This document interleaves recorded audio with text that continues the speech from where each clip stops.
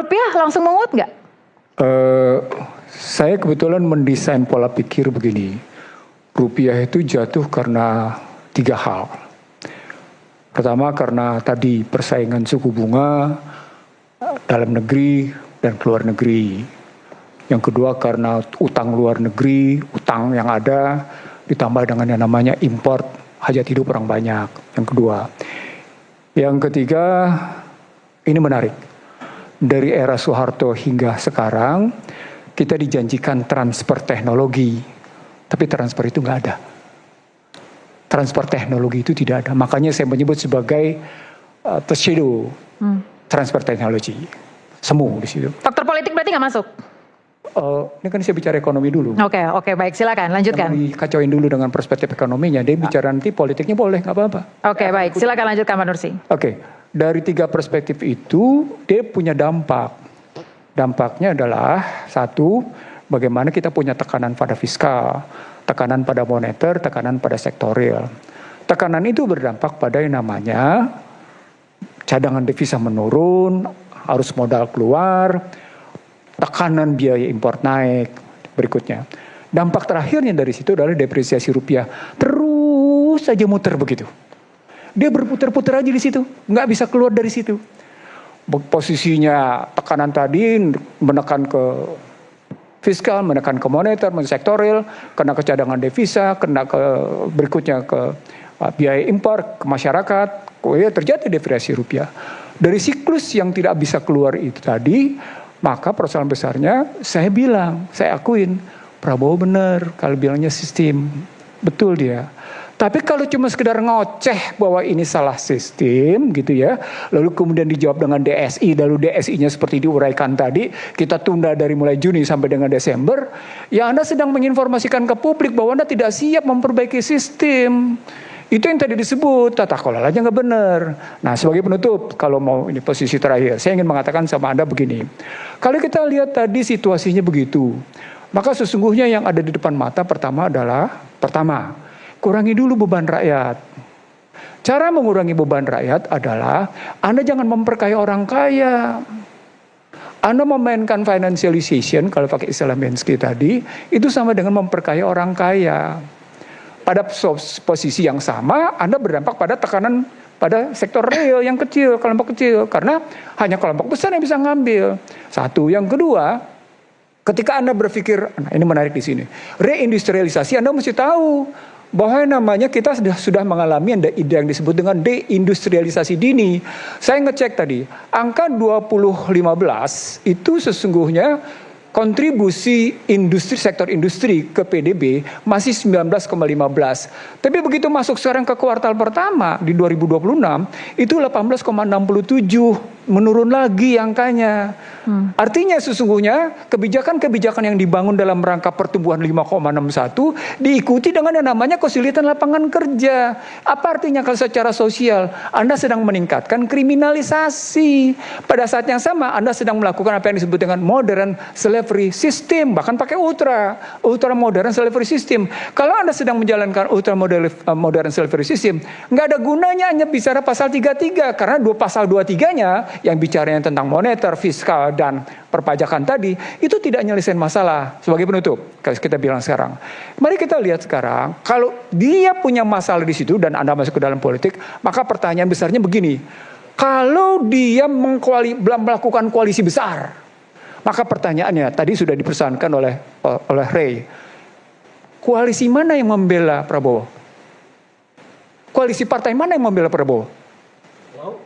Dalam situasi sekarang, di mana namanya Prabowo dihajar dari kanan kiri begitu ya, sampai dengan istilah tadi RMPG itu. Sekarang pertanyaan besar, partai politik mana yang berkoalisi itu membela Prabowo dalam rangka menumbuhkan juga yang namanya kepercayaan publik di bidang ekonomi? Ada nggak?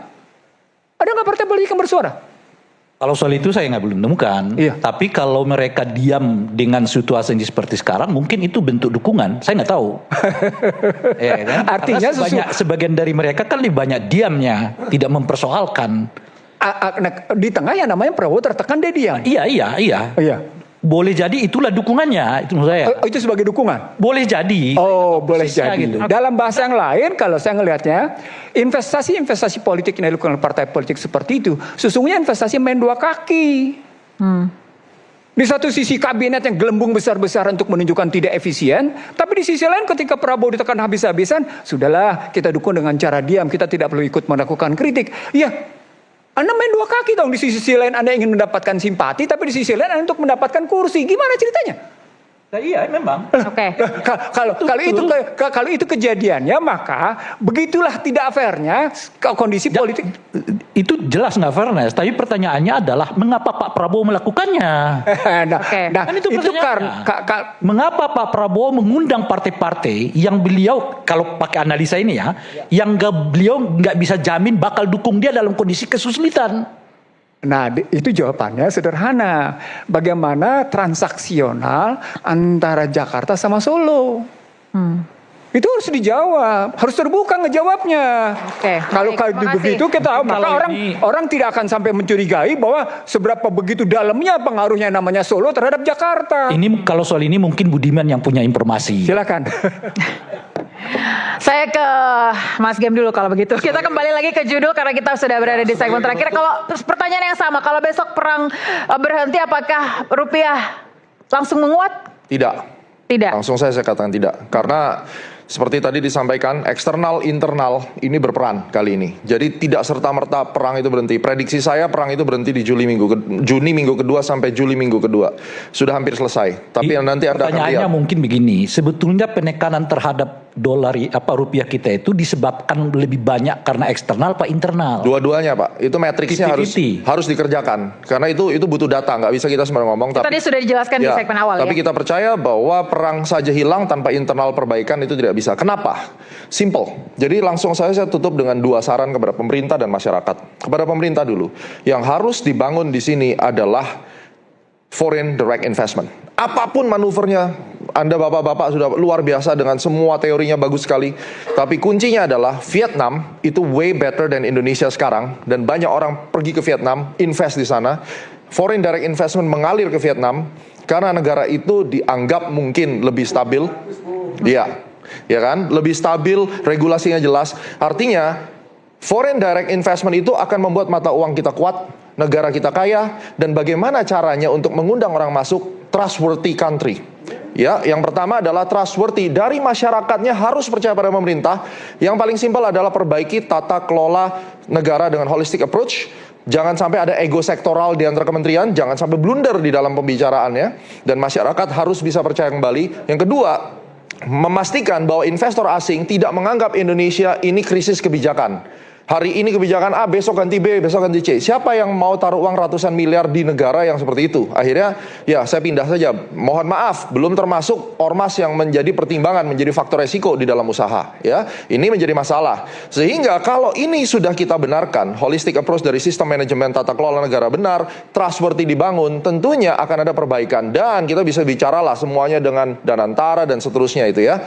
Juga pesan saya, negara lagi susah, kita percaya bahwa tidak mungkin memberantas korupsi 100%. Tidak mungkin, ya. Itu kita tahu sama tahu. Tapi setidaknya orang kalau hari ini berpikiran mau korupsi, cutlah korupsi 5%, kalau biasa korupsi 30, sekarang 5% aja gitu loh. Nanti kalau negaranya udah pulih, udah kaya, lu mau korupsi lagi mungkin ya. Kalau nggak ngerasa salah gitu mungkin gitu. Tapi tolong ada kesadaran supaya Indonesia ini pulih dulu, ya. Terus kemudian saran buat rakyat. Kita tahu negara kita lagi di dalam tekanan, bukan krisis. Mohon lebih bijak di dalam memberikan informasi tentang Indonesia itu. Suram, gelap, akan hancur, rupiah ke 25.000. Kita harus pertimbangkan banyak penonton, banyak social media user yang tidak punya literasi. Dia hanya makan mentah-mentah informasi itu, akhirnya menjadikan kepanikan. Yang menjadi pertanyaan saya adalah, Anda men-share rupiah akan ke 40.000 pun sekalipun, itu mau kasih masyarakat edukasi atau mau cari follower? Ini harus dijawab. Karena kalau Anda sebagai seorang ekonom, analis, akademisi, jangan menebar ketakutan yang sampai akhirnya masyarakat makin antipati sama pemerintah. Sebuah negara akan runtuh jika masyarakatnya tidak percaya lagi pada pemerintahnya. Dan pesan saya yang terakhir, kalau Anda tidak bisa membuat perubahan kepada bangsa ini, percayalah bahwa menghujat negara, menghujat pemerintah, tidak akan membuat mata uang kita kuat. Tetapi kita berdoa untuk negara ini dan presiden kita, itu yang akan membantu. Kekuatan doa adalah segalanya. Terima kasih. Baik, luar biasa. Pak Selamat silakan kalau kira menurut Anda. saya kira ada dulu yang Pelemahan rupiah. Sebentar. Sedikit aja intinya Pak Ray. Soalnya Intinya ya. Kalau korupsi kalau 25 tidak bisa begitu. Iya. Korupsi itu harus zero. Pak, Itu saya prinsipnya betul, dulu. Saya setuju. Enggak, Saya itu setuju. Bentar dulu. Itu yang saya sebut tadi dengan filosofi. Betul. Kan saya udah bawa 61 triliun. Lalu kita nganggap itu sukses. Setuju. Target kita di 100, 120, 130, bukan 61 triliun. Oleh karena itu kita harus mengatakan zero korupsi. Pak, saya tanya, sorry nih Pak. Bapak luka ya, Bapak luka ini kan. Anda nggak bisa langsung siram alkohol. Luka ini harus dirawat dan ada progres. Yang paling penting, saya setuju Pak, zero. Besok harus zero. Hukum mati, hukum mati. Pertanyaannya, kita bicara realistis. Teori semua orang tahu harus nol. Realistis, kita butuh progres. Mari berprogres. Kalau Anda biasa korupsi segini, sekarang kecanduan korupsi itu turunin segini. Ini saja sudah bisa membantu supaya defisit Beda paradigma. Beda paradigma, betul. Bukan paradigma, tetapi kan dia kan mengatakan tadi perlu mengedukasi masyarakat. Betul. Ya. Betul. Kalau kita konteksnya kepada apa namanya korupsi, edukasinya itu harus zero.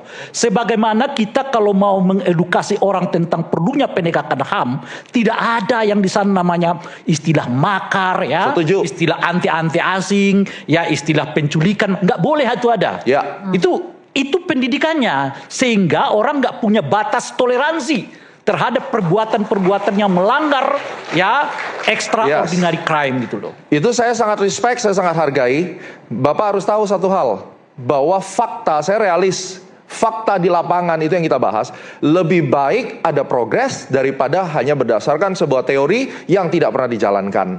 Dan turunnya korupsi yang signifikan akan membuat defisit APBN kita berkurang. Itu goalnya. Terima kasih. Oke baik, terima kasih.